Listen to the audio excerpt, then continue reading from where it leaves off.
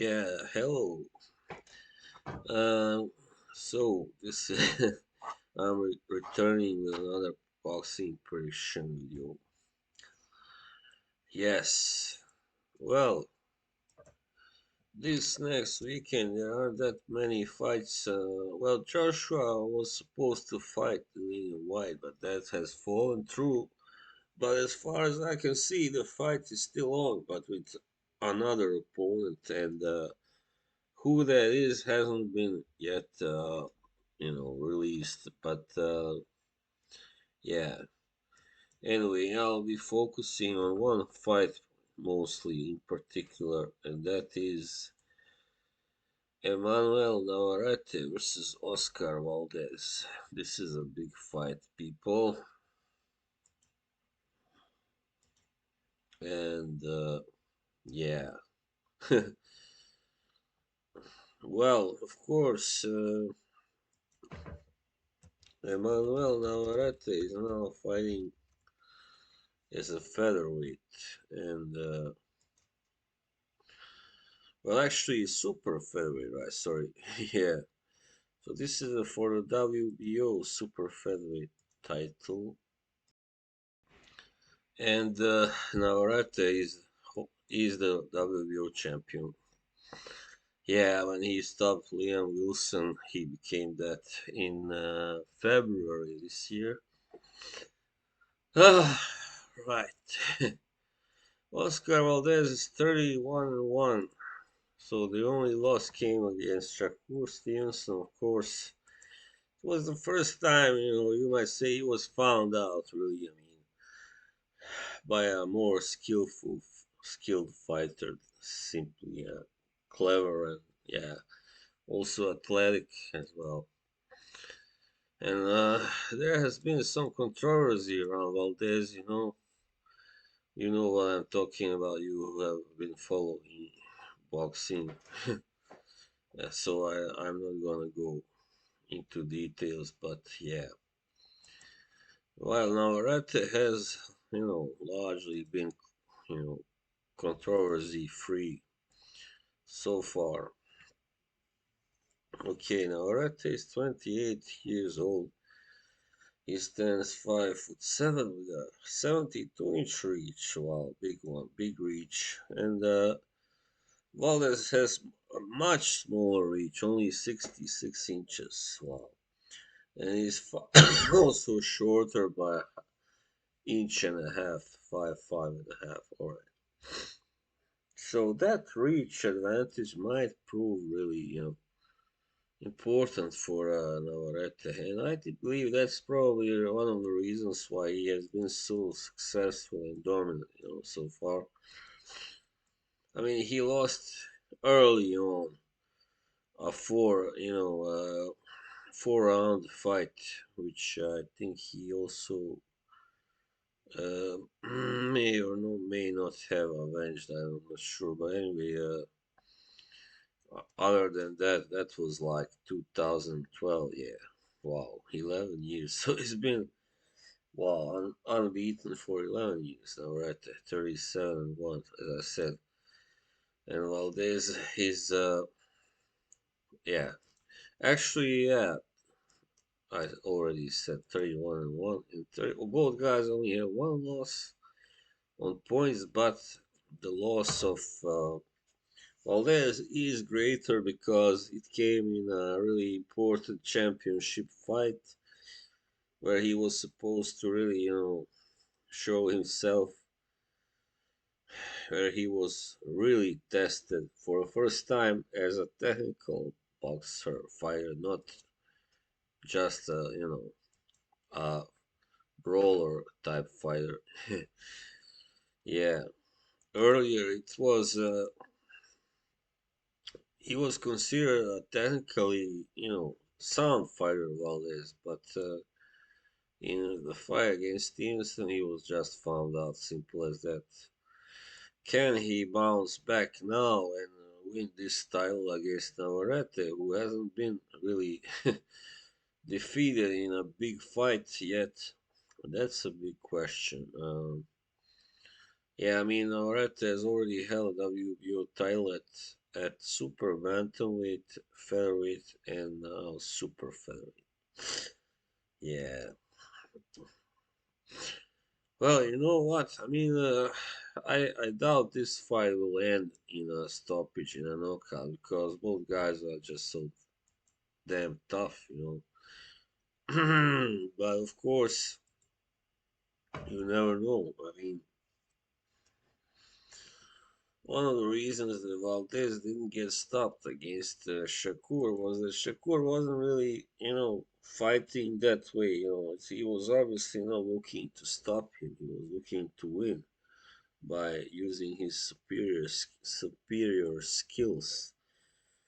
And yeah, I mean Valdez is a tough fighter, but still, if he gets enough, punishment by somebody like Navarrete, who has the necessary power, even at 130. And I mean, he was dropped against Liam Wilson, but still, came back to knock him out. And yeah, I just think that right now, Navarrete just looks stronger to me. Yeah, right now he looks pretty unbeatable. Like he can't do any wrong. At 130, this is probably his best opponent and his greatest rival, Oscar Valdez. You also have Hector Garcia, and yeah, I guess a couple of others, but Valdez definitely has the best resume and biggest name of all his opponents. Yeah. So if he wins this fight, he will be, crowned as the king of 130 Navarrete. Yes.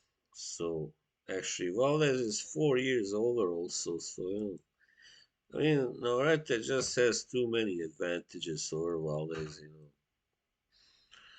I mean, Valdez can win only if he doesn't try to knock out Navarrete, right? Like he did with Shakur Stevenson. He must really be clever and box clever, and yeah, that's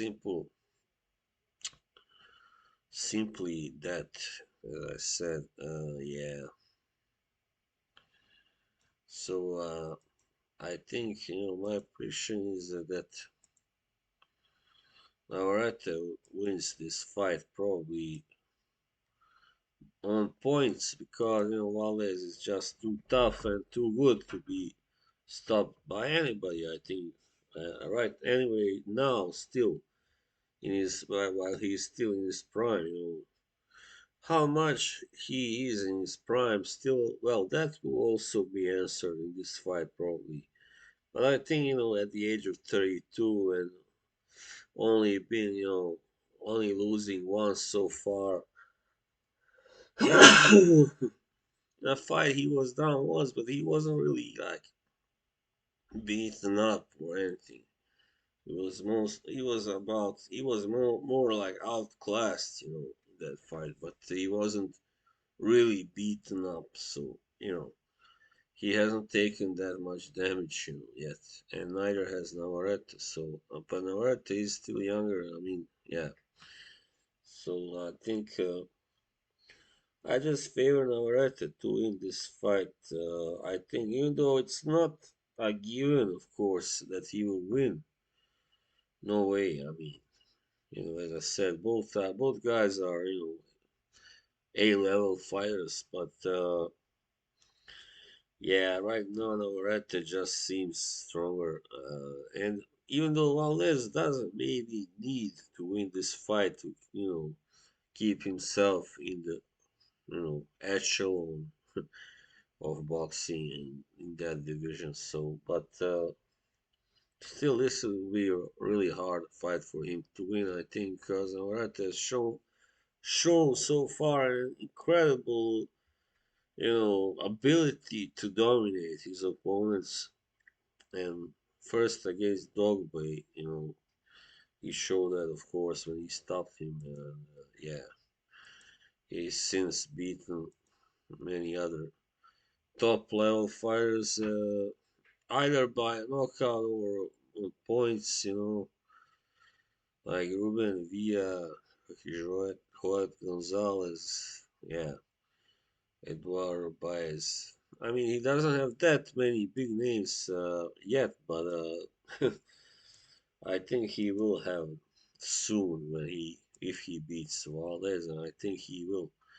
I mean, Valdez also doesn't have that many big names to be completely honest. He has a past prime Scott Quigg. Genesis Serrania maybe is best. I mean, because he was unbeaten and all that, and but he also struggled in that fight. Was knocked down, and yeah, he won probably because it was in America. Yeah, so his best win was of course against Berchelt. Miguel Berchelt. Yeah, Robson Conceição was a good win, but he doesn't have many, as I said, really marquee wins. So this will be whoever wins this will, probably gain his best win so far, and yeah. But as I said, I mean both guys can hit, right? Yeah, but neither of them are really like devastating punchers who can end it just with one punch. So yeah, that's why this fight will be a dog fight. Yeah, and it will last. It will go. I mean, even if a stoppage should happen, it will go. Like 8, 9 rounds at least. I expect. Yeah. So yeah, my prediction is, as I said, I favor Emanuel Navarrete to win. In a close fight on points. All right. There is also some fight, a few other fights, but I mean, Philip Hergovich is coming back also. Yeah, against some guy I never heard of. Derek Chisora is fighting, and there is also a fight between some Ryosuke Nishida and Christian Jimenez, Medina Jimenez. It's a bantamweight fight. Well, I'm not gonna predict it because I don't know these guys really. So it's hard to keep up so many new fighters. Just immediately, especially in the lower, smaller divisions. It's amazing. Wow, so many new fighters pop up almost each month. All right, so there you have it. That was my prediction video for now. I hope you had some kind of fun watching or some kind of views, I don't know.